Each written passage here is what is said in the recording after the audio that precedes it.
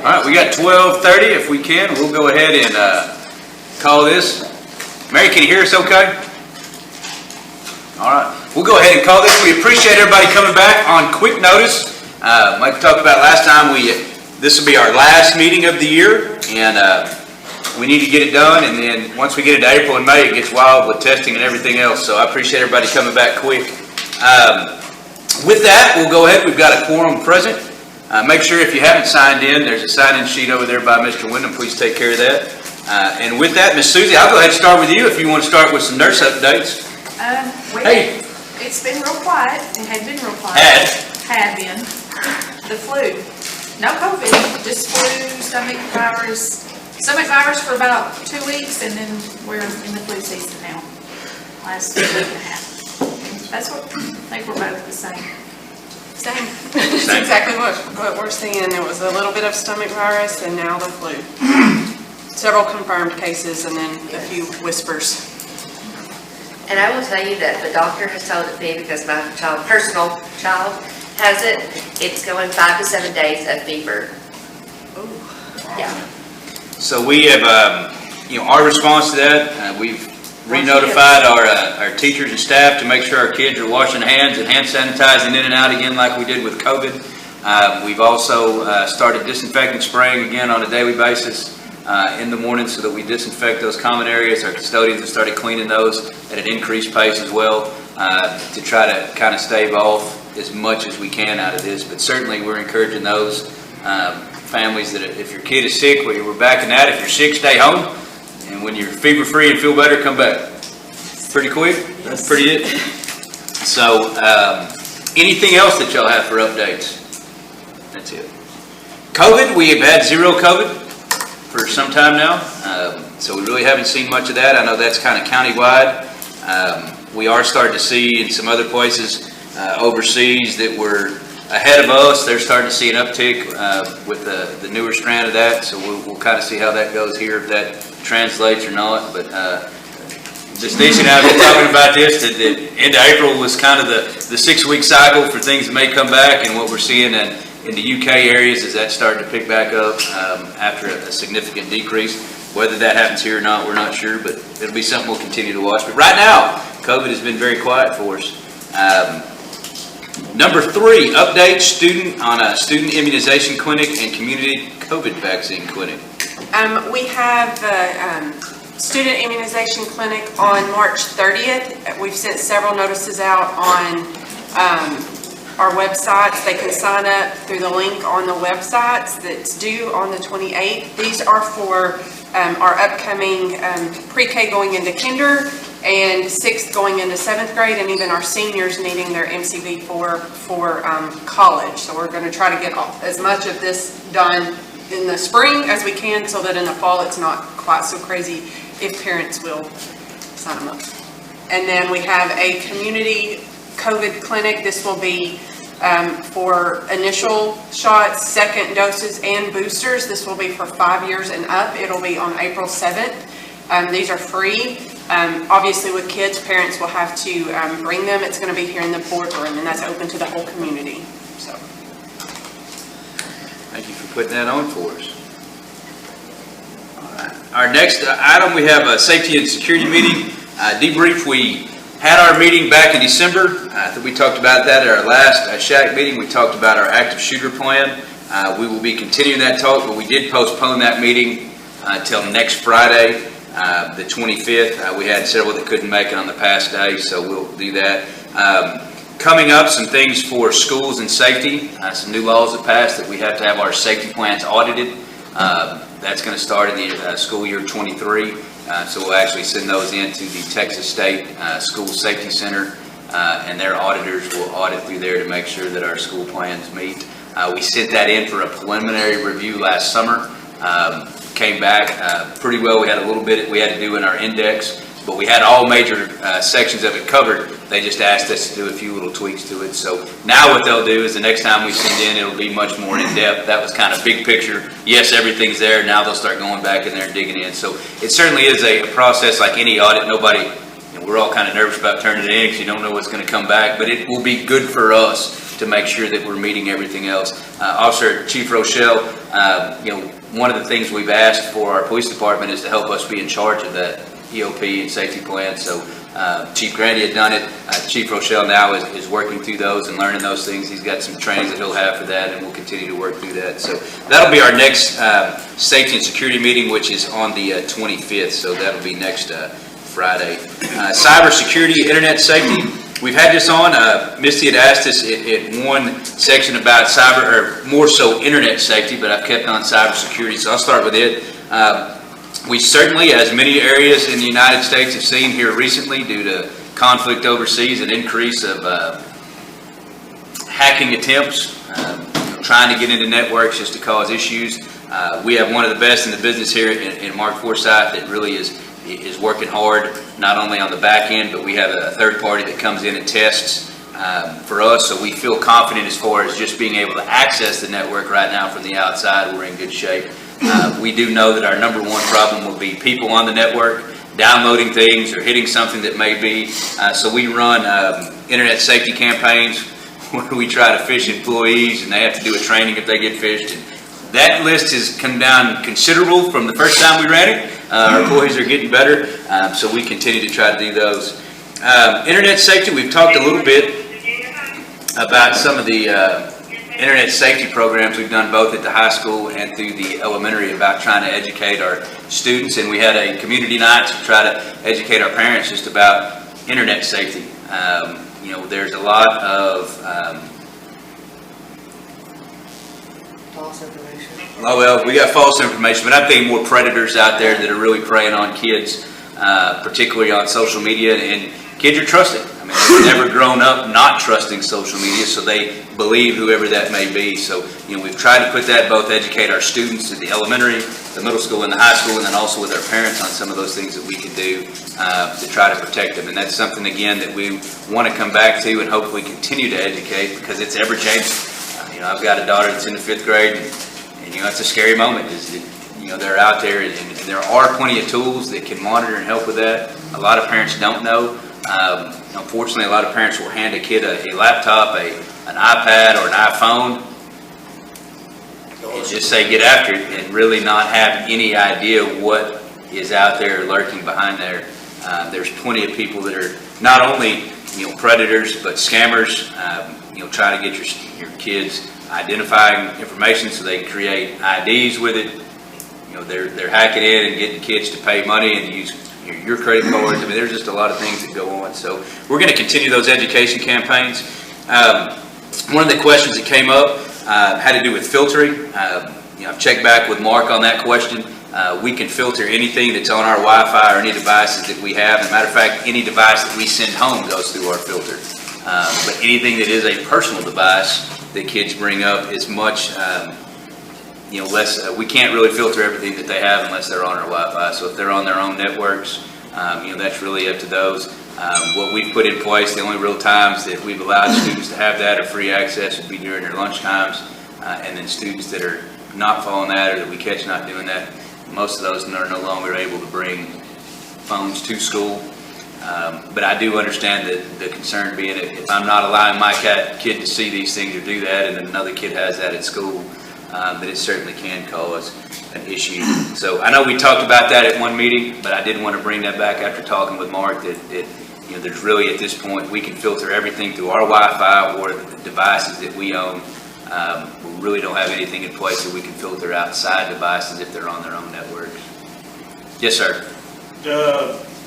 Has the IT, well, I forget his name, the IT. Mark, Mr. Yes. Forsyth, yes, sir. Has he noticed an increase in cyber attacks on our network since in the last Month or so? Yeah. We've certainly seen an increase, really. We saw it in each wave of the pandemic, more so than I would say in the last 4 weeks with any conflicts that have been going on. But each time there's a major wave and kind of a panic of the community, a wide range of COVID-related phishing emails, we start seeing much more. So our filters will block a lot of that out. He's got them pretty. As a matter of fact, I get a lot of things blocked that I need, and then find out later, oh my gosh, UIL, I cannot get an email from the UI. I can get it from the main page, but like it's some straight from the director, it goes right in there. But So he's got that locked down, but we've seen some increase, but where we've seen it most is around that pandemic. Free testing here, or hey, check here, look, CDC's new result, but they're really trying to tie it to that current event to have people click in and either download information or upload their own, put my own credit card information, and then that information is sold. So where we've really seen that happen is the blending of personal accounts, Spotify, Pandora. That's where the hacking emails we really see when our folks have made that is kind of the blending of the two. So we've tried to train them on those things, same way with pandemic information. If there's school-related pandemic information, we try to send that stuff out. And we're small enough that we don't have, it's going to come from, Nisi or Susie, or it's going to come from me. We'll get these HR department. We don't really have an HR department. We got Chiquita. She's going to send you an email. But that's certainly something we try to. For our parents, or for our employees, our students are locked down a lot heavier. We don't really allow a whole lot of email traffic in and out of there unless it comes within Maud ISD addresses. And that's been, for our seniors, I know that can be a problem because they are trying to get ACT and college admissions, and then we're kind of blocking it where they really can't. And we do allow some, but do we allow much of that with our seniors at all? Actually, the only thing, and Briar can tell you this, is with dual credit. And a lot of times with our dual credit, what we will do is Mark will actually create a Maud ISD email address for that dual credit professor that needs to communicate with them via email. So that way we know it's coming from a Maud ISD address and not from an outside, and then they will just contact them through Texarkana College. But all the rest of them, when we're registering for ACT or anything like that, I always tell them, use your personal emails because it will not come through. And so that's one thing that we've really tried to work on with our students as we create any kind of account is to use a home email address. All right. Any other questions or discussions anyone would like to have, just internet safety or cybersecurity related? All right. So I guess our last part is really the kind of ending of the year is just recommendations. So we're required to take recommendations to our next school board meeting or to a school board meeting. We usually do it next month over things as a community or students or staff that we want the school board to either continue doing, to look into doing more of, or maybe pursue something we're not doing. That sound right? Okay. Any thoughts, suggestions? Can't see Coach Frost, he's behind my computer screen. I get to watch all the news and everything. I've really been impressed with the way our district has handled all this as compared to some other school districts or whatever. I think we've done it the best way possible, and I just think that we've done the right thing. Are you talking about COVID? Yeah, yes, all of that. Well, we've tried to stick very much to the letter of the TEA recommendations and But for some reason, we seem to be better. You haven't not closing schools as much as schools have been. okay. Well, I will say, we've really, at this point, we saw the value, in my opinion, this is my opinion of this, we saw the value of school when we had to shut down for such a long period of time. Kids need to be in a structure, they need to be with adults, they need to be in a school setting, whether that be this school or another one, but they need to be in that, it's my opinion, for the majority of kids. So we've really tried not to shut down for long periods. On top of it's good for kids. There's a responsibility of the district to the community and the parents that have to go to work. And when we shut down or we send kids home, parents have a hard time at that point going in. So we certainly try to do that.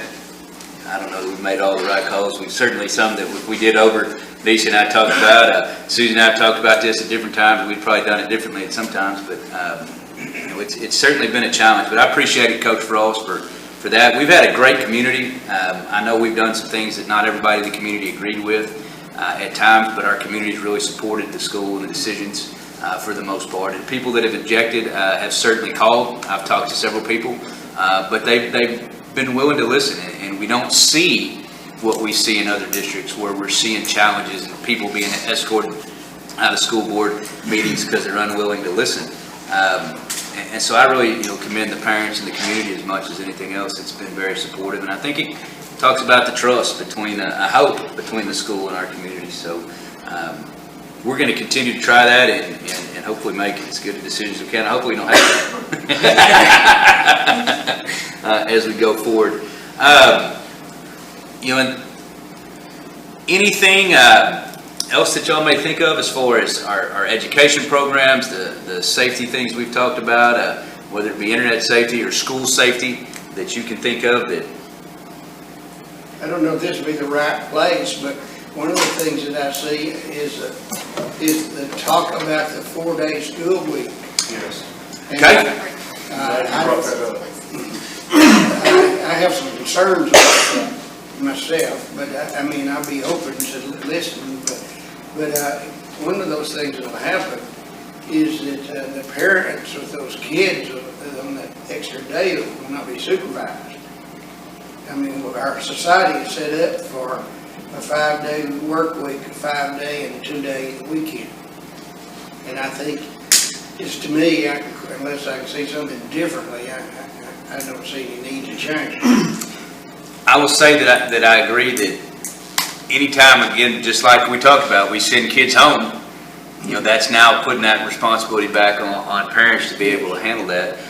And again, I feel strongly that kids thrive and need to be at school. I understand some of the arguments of why some of these districts are looking at 4-day weeks. It's not something that we have strongly considered at this point. It's certainly something that we're having to look into now because some of the neighboring districts are bringing that to us. There are some schools that have done it. I listened to one of those superintendents talk and said there's just as much research showing it's good for kids as showing it's bad for kids. Well, to me, then that's really not an answer if whether or not it's good for kids. So I don't know those answers. At this point, our next school board meeting, we're going to put up a school calendar for next year that's going to be very similar to what this year's was. The feedback we got back from our DEIC committee and faculty, and really that I've heard from the community, the calendar we've had is something that people have appreciated and do like. So really what they've asked is that we graduate before Memorial Day. We get the spring break and the winter break, 2 weeks at Christmas, a week at Thanksgiving, and our teachers really like the 1 day of 6 weeks. After 6 weeks, they get to plan, get their grades in, start looking at next. And so that's what we've done. Now, to do that, we've had to back up our start date to get all our time in to do it. What I've noticed over the last 2 years, though, is I've seen most school districts back up, and they're starting on the same similar week to us. So I've always, as an administrator, thought through those things. If there's a reason to take days off, like the end of the 6 weeks, it's good for us, it's good for our teachers, and at the end of that, better planning for next 6 weeks is better for kids. I can make that connection. If it's just to take a whole bunch of extra time off, I have a much harder time with that. And I don't want to say that's what other districts are doing. They have their reasons why they want to do it. But we'll look at it. I just see that the students lose 1/5 their supervised time. I mean, otherwise I see them on the streets or wherever else and getting in trouble. My son, but Well, I go back to COVID when they were out of school for a whole lot of time and they're better in. And we'd rather have that. What do other parents, how do y'all feel? As a parent, for the 4-day school week, I guess my first question, is Maud thinking of studying the 4-day? We're going to certainly look at it at this point. It's not something that we're going to commit to right now. We're going to continue with the schedule that we have as our plan. Right. But we'll certainly look at the pluses, minuses, benefits. Of course. There are districts that have done it. There's 13 districts in the state of Texas that have. Most are smaller, even smaller than us. And a lot of that had to do with trying to save money, cut energy, bus fuel costs. The issue that we do that when we really save money and cut costs, you're really cutting hours of somebody. And a lot of times it's not your teachers, it's going to be your cafeteria workers, your bus drivers, those folks, and that's not something I would really want to consider. And that, to me, is really the only benefit I see of going to a 4-day week is, cutting overhead costs. Because when my girls get home, when they get home, when it's about 4 o'clock when they get home, they're like zombies. And I think I put them back into the classroom at that time, because if we go to a 4-day week, it potentially will be around 4 o'clock when they would get out. You have to have I that know how time they somewhere. are when they get home, that's how they're gonna be in the classroom. So, I kind of take them out of context and put them back in the classroom, how they are as soon as they get home. That's how they're gonna be in the classroom. And you think of a young child that's pre-K, K1, I think the schools around us are looking to add an hour to hour and a half per day to make up those minutes. Yeah. And then there may be other days they don't take off that they have been. I haven't looked at calendars, but you have to go 75,600 minutes, which the state of Texas put that in there. And there's some reasons, some flexibility, but that's how many minutes we have to go. We built in some cushion for bad weather days if we had to take them, so we didn't have to make those up for students. Now teachers and faculty do. They still work a number of days, 180 days, but How does that work for the 4-day week for teachers and faculty? so they have to, the district would have to take some kind of board action, some kind of legal action that would allow them to They either come, work. they come once a month. for They're gonna, well, some are training. once, some are twice a month, and then there are other days that are built in, but the argument I've heard most on it is, it's for teachers to have more time off. The school districts that are doing that are saying it's a recruiting tool for them to try to recruit staff. That's the way it is with every business or every department I saw in law enforcement, because you get younger people coming in, want their weekends off, and they're just starting off as rookies, but, so to be able to hire people, the department's gonna have to go, every other weekend off and things like that. I mean, So it's not that's the argument of the districts here in the area that I've looked at or listened to, is that the ones that are really looking at it are a little more remote, and trying to recruit people to drive to that. But when you look at it through the kid version, I haven't really seen the, That's my thing, is it gonna be beneficial to the kids, or are they gonna suffer from it? and so the answer I got was, and I think this is an answer that was put out publicly, so I can kind of repeat it since he put it on Facebook, but research is depends on who you look at. Yeah. So, I don't know the answer to that, but you look at those kids having to stay longer, and then what other impacts does it have, in your school? If you're out Fridays, not all teachers are out every Friday. There are others that not only have to come every other Friday, but some are having to come to do tutoring for some kids that are going to be at school. So not everybody gets that off. So how do you pick? I don't know that answer. And then, you start looking at ball games, pep rallies, band. If I'm a kid, I can take Friday off or I can participate. Do I take Friday off, or do I, and I don't know those. Those would be questions I'd want to know on top of what we're looking at. Because we really try to encourage our kids to be involved in everything. That's been around a long time, hasn't it, Coach Frost? Yes, I was just thinking, just as a person, when you go to a workshop in the morning, fine, if it goes to 4 o'clock, you're dead. You're refreshed, earlier on, and it's like you said about the kids. I think as we lengthen that, it's just going to be a drag on them. You only have so much attention span. So we were certainly going to look at it. It will not be something we do at this point next year. I think we'll research that. I think we have to, just because if we're starting to see it around here, and then how does it impact us? And I asked this question: if I put out a community survey and it comes back, what percentages does it make it okay? There was one district that put it out and it was 55 for and 45 against. Well, they went with the 55. Is that? And I don't know that answer, but those are things that we would have to. Are there any districts that you're in communications with that are like in their second year of that? So I have not been in communication with them. Athens is probably the biggest district that went 4-day. There was a lot that didn't like it. One of the neighboring districts got a tremendous amount of transfer kids out of that district whose parents wanted them to go 5 days. They've kept it. So when we start looking at that, that would be a question we could ask that district of, how does it work? And what's happened is several of these districts heard some presentations over some conferences over this and are exploring. And as far as I know at this point, last time I talked to the neighboring superintendents that were considering it, they had not made a decision. They're just trying to gather their own communities. They're further along the line considering it than what I would say Maude is. But I understand Colorado has done it for several years now, some of them. I don't know that. I don't know the results. Oklahoma tried it and did away with it. They did it kind of statewide, but theirs was cost saving, and it didn't save near as much as what they thought.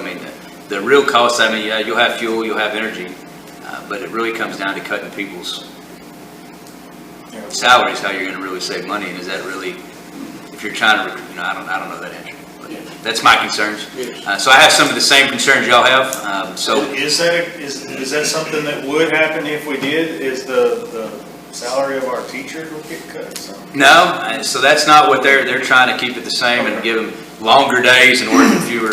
Because, not just because my wife, but every educator in this district, I would be completely against it if I was going to cut their Absolutely. salaries. Well, I wouldn't either. I mean, that would be shooting your foot off right there. But, absolutely, so the consideration is, if it's not gonna be, the cost saving goes out the window if we don't reduce salary at some point, so that's not something I'd wanna do. And then, who would we reduce? And you're looking again, we're talking about is it your teacher's aides, but your cafeteria workers, your bus drivers, those really aren't who we need to be trying to take money from, if we're gonna do that. So, certainly not something we would wanna do. If we did it, it would be, we try to find a way, and some districts are finding a way that those folks continue to work, so then the cost-saving argument kind of goes out the window. And if you can't tell me it's good for kids, then we're just down to it's good for the teachers. And we try to do everything we can to make decisions based on kids first.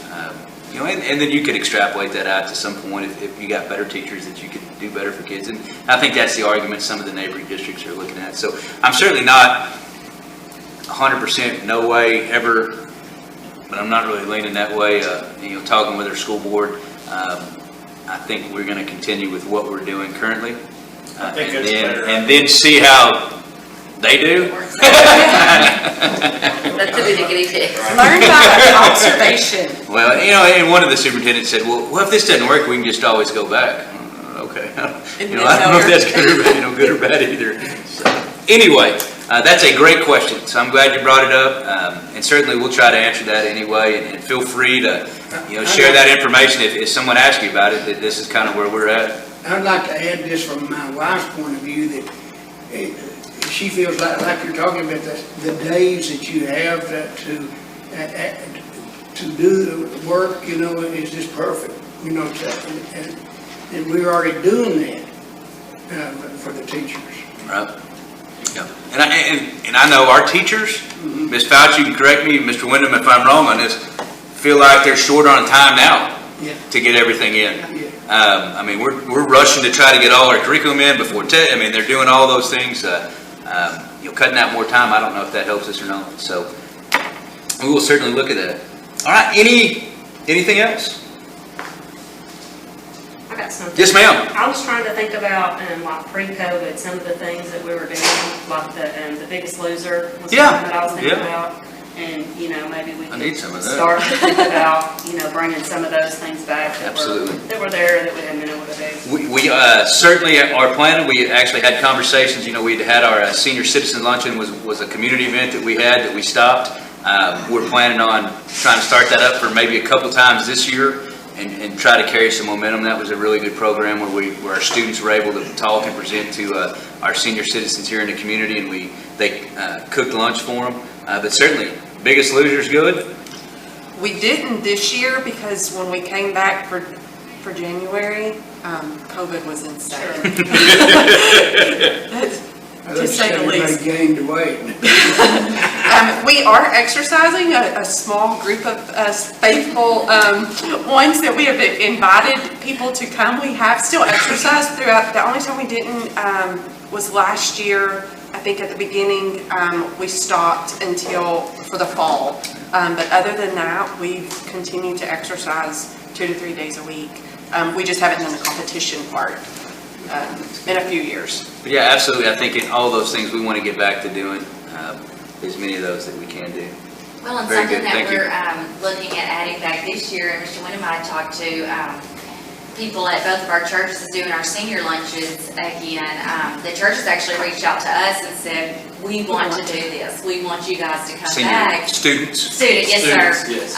And so that's something that we're kind of going to work with them to see, trying to get to, like you said, back to normal post-COVID as much as possible. But when they reached out, because we were thinking, obviously more of our elderly community served, their seniors and everything, and so we didn't want anyone to feel that we were trying to push anything. And so when they approached us, we both were like, okay, I think they're ready again. So that was really nice, maybe something we can get going again. Very good. All right, is there anything else? Okay. So basically, let me kind of get this straight for recommendations to the school board.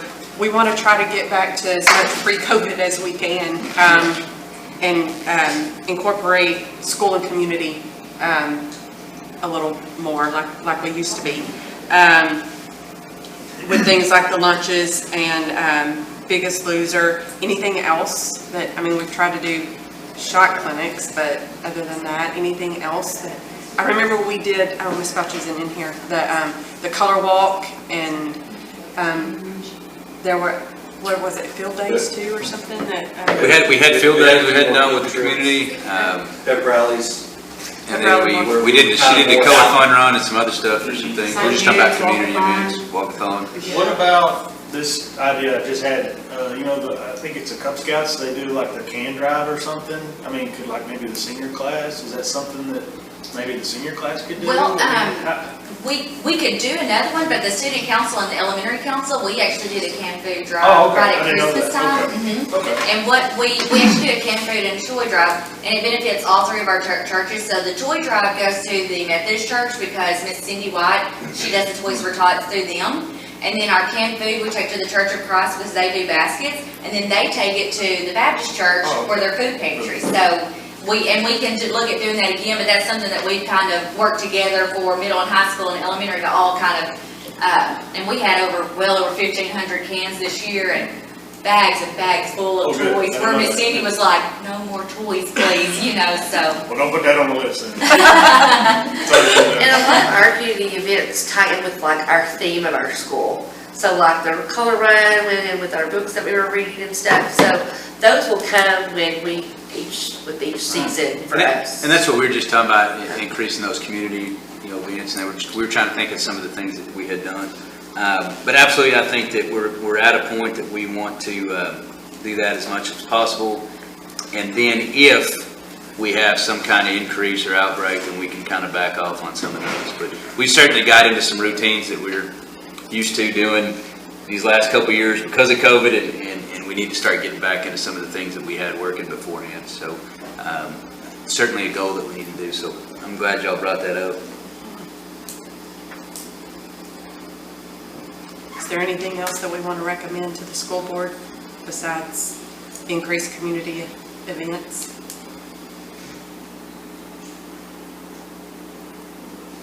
Looks like you got a winner. All right. Well, certainly you want to appreciate everybody's taking your time. I know it's not always easy. Sometimes you need a room to Zoom from, and there's people selling insurance, and you have to drive all the way out here. But we appreciate you being here. You don't have to get up. So we appreciate it. This will be our concluding meeting for the year. So then we will look at putting it together for next year. So thank y'all so much. Mary, thank you, ma'am. Hey, If we could, just give me, I guess, need a motion to adjourn, and we'll get out of here. I got Mary, I got a second right here by Tony. All in favor? Thank y'all so much.